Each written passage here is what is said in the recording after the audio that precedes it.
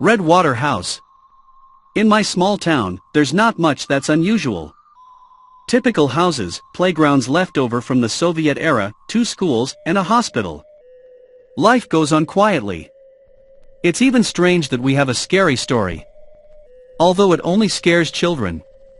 The house with red water. In the mid-80s, some girl decides to take her own life. Small town, the story made a lot of noise in the local media. They'd show her on Let's Talk Now. She was underage, I think. She sat in the bathtub, let the water run, bled.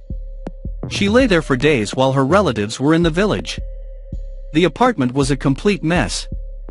The corpse began to rot, and the water in the tub was dark red.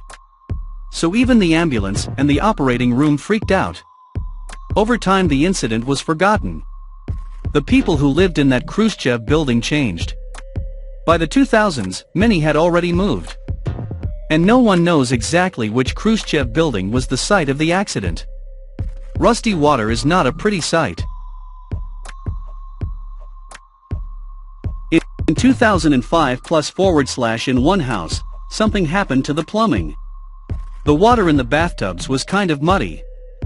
But the weird thing was that in the kitchen it was clean. Rumor had it that in all the apartments, the bathtubs were running red water. Not rusty, but as if it had red paint or blood in it. According to legend, it was the blood of that wench.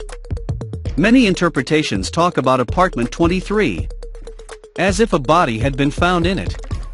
And that every subsequent tenant in it was pissed in the bathtub. And the neighbors never said anything about the apartment.